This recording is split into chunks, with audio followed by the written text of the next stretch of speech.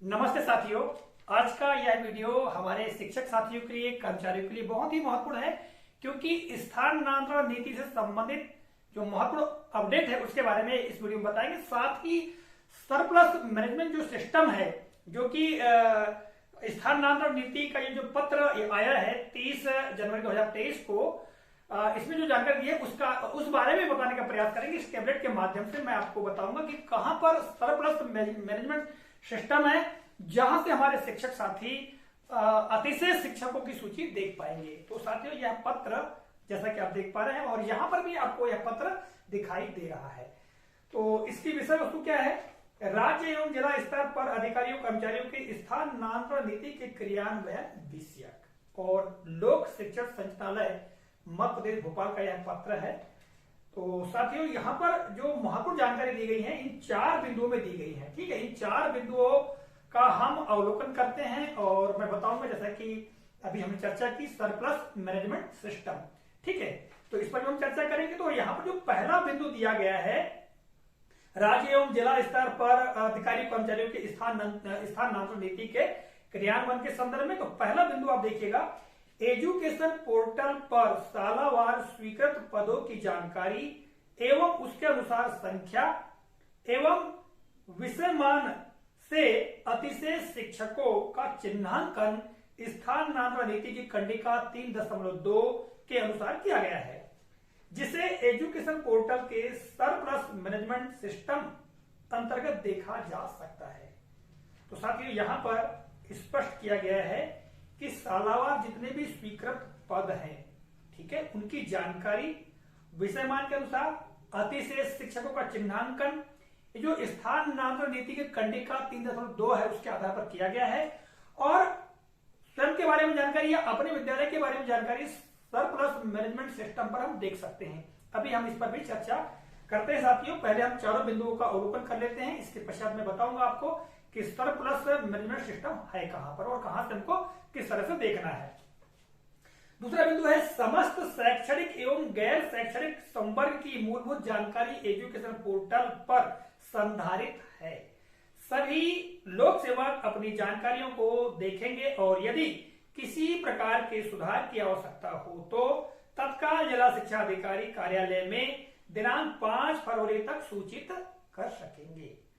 तो साथियों, यहां पर महत्वपूर्ण जानकारी दी गई है कि यदि कुछ गलत है, यानी किसी कर्मचारी के संबंध में या शिक्षक के संदर्भ में, तो जो जानकारी है उसके अपडेशन के लिए जिला शिक्षा अधिकारी कार्यालय में 5 फरवरी तक हम संपर्क कर सकते हैं। यही जानकारी यहाँ पर दी गई है। ठीक है, और यहाँ बताया गया है कि शैक्षणिक या गैर शैक्षणिक संवर्ग, यानी कुमला के शिक्षक साथी हो या अन्य लिपि की वर्ग से संबंधित व्यक्ति हो, तो उनकी सभी की जो मूलभूत जानकारी है वो एजुकेशन पोर्टल पर अवस्थित है, संधारित है। यदि कुछ गलत है तो हम उसके सुधार हेतु जिला शिक्षा अधिकारी कार्यालय में संपर्क कर सकते हैं। अगला बिंदु है तीसरा, जिला शिक्षा अधिकारी कार्यालय में उपरोक्त कार्य हेतु एक सेल का गठन किया जाएगा। साथियों, इस कार्य के लिए एक सेल का गठन किया जाना है और यह सेल का गठन इसलिए किया जा रहा है क्योंकि त्वरित रूप से कार्य होगा। यदि आपकी कोई शिकायत है या कुछ त्रुटियां हैं तो उसके सुधार के लिए तत्काल ही कार्रवाई का सुधार कर दिया जाएगा। तो इसलिए कहा गया यहाँ पर कि एक सेल का गठन किया जाएगा और प्रतिदिन प्राप्त होने वाले आवेदनों का निराकरण उसी दिन कर दिया जाकर पोर्टल पर अपडेट किया जाएगा। आपके यदि कोई त्रुटि है, कुछ आपको सुधार कार्य करवाना है, तो एक आवेदन देना होगा और उस आवेदन पर त्वरित रूप से कार्रवाई होगी और तत्काल सुधार हो जाएगा। आगे कहा गया है कि तदुपरांत 100% लोक सेवकों की जानकारी को दिनांक 6 फरवरी 2023 तक लॉक किया जाएगा। लॉक होने के बाद किसी प्रकार के सुधार की संभावना नहीं होगी, ये स्पष्ट किया गया इस बिंदु में। और चौथा बिंदु है, माध्यमिक शिक्षक, उच्च माध्यमिक शिक्षक या उच्च स्तरीय शिक्षक व्याख्याता की ई सेवा पुस्तिका के विषय की जानकारी में सुधार संचालनालय स्तर से ही किया जाएगा। यानी जिला शिक्षा अधिकारी कार्यालय स्तर से नहीं किया जाएगा, संचालनालय स्तर से ही किया जाएगा।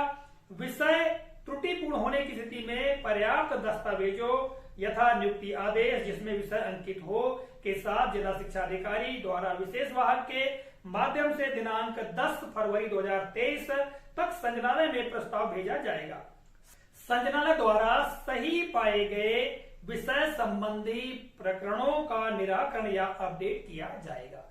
तो साथियों ये 4 महत्वपूर्ण बिंदु हैं, ठीक है। और 31 जनवरी को जो वीडियो कॉन्फ्रेंसिंग होना है इसके संदर्भ में भी यहाँ जानकारी दी गई है, जो हमारे लिए नहीं है, शिक्षक साथियों के लिए 4 बिंदु महत्वपूर्ण है। आइए साथियों अब हम सरप्लस मैनेजमेंट सिस्टम के बारे में जानते हैं। जैसा कि आप देख पा रहे हैं यह टेबलेट, और इसी टेबलेट में आपको बताने का प्रयास करूंगा। तो साथियों इसको हम ओपन करते हैं, और ओपन करने के पश्चात देखिएगा आपको लॉगिन करना होगा। जो लॉगिन कर लेने के पश्चात इस तरह का इंटरफेस आपको देखने को मिलेगा, ठीक है, जैसा कि आप यहाँ पर देख रहे हैं। अब साथियों हम बात करते हैं यहाँ पर सरप्लस मैनेजमेंट सिस्टम की। जब आप लॉगिन हो जाएंगे तो लॉगिन हो जाने के पश्चात आपको ऊपर स्क्रॉल करना है, और स्क्रॉल करेंगे इसके पश्चात आपको यहाँ पर ये देखिएगा ये लिखा हुआ है सरप्लस टीचर मैनेजमेंट सिस्टम। इस पर आपको क्लिक करना होगा, और जैसे हम क्लिक करेंगे तो यहाँ पर देखिएगा होम, 0 टीचर्स, सिंगल टीचर्स या सरप्लस स्टेटस। तो यदि उन विद्यालयों को देखना है जहां पर कोई भी शिक्षक नहीं है तो यहां पर क्लिक करेंगे। यदि एक अकेला शिक्षक पदस्थ है तो यहां पर हम क्लिक करके देखेंगे, और सरप्लस यानी कुल मिलाकर के अतिशेष शिक्षक हैं तो यहां पर हम क्लिक करके देख सकते हैं। तो यहां पर यदि हम क्लिक करते हैं तो यहां पर देखिएगा क्या लिखा हुआ, डिस्ट्रिक्ट वाइज समरी, है ना। तो इस पर हम क्लिक करेंगे, तो क्लिक करने के पश्चात ये देखिएगा डिस्ट्रिक्ट वाइज समरी यहां पर खोल करके आ जाएगी। थोड़ा हम स्क्रॉल करेंगे तो सारे जिलों की जानकारी यहां पर दी गई है। आइए हम किसी एक जिले का अवलोकन करते हैं। उदाहरण के लिए मैं सिवनी जिले को यहां पर ओपन करता हूं। जैसा कि आप देख पा रहे हैं सिवनी, इस पर मैं करूंगा क्लिक। तो क्लिक करने के पश्चात सिवनी से संबंधित ब्लॉक्स जो हैं, विकासखंड है, वो खुलकर आ जाएंगे। हम किसी एक विकासखंड पर को ओपन करते हैं, तो ओपन करने के पश्चात आप देखिएगा यहाँ सारे विद्यालय जहां पर अतिशय शिक्षक है उनकी जानकारी खुलकर आ गई। डाइस कोड है, स्कूल का नाम है, फिर सेक्शन पोस्ट यानी कितनी पोस्ट यहाँ पर सेक्शन है, वर्किंग कितने कर रहे हैं, सरप्लस कितने हैं, इसके बारे में यहाँ पर जानकारी दी गई है। हालांकि यहाँ पर ऐसे बहुत सारे विद्यालय हैं जहां पर 3 पोस्ट है और 3 ही शिक्षक कार्य कर रहे हैं, कहीं सरप्लस नहीं है। किंतु कुछ विद्यालयों में सरप्लस, जैसे कि यहाँ पर आप देख पा रहे हैं, ये यहाँ पर देख पा रहे हैं एक शिक्षक जो है वो सरप्लस है। तो इस तरह से हम जानकारी को देख सकते हैं। तो साथियों ये महत्वपूर्ण जानकारी जो कि मैंने इस टेबलेट के माध्यम से आपको बताया। तो साथियों इस तरह से स्थानांतरण नीति से संबंधित महत्वपूर्ण जानकारी सरप्लस मैनेजमेंट के बारे में इस वीडियो में हमने बताने का प्रयास किया है।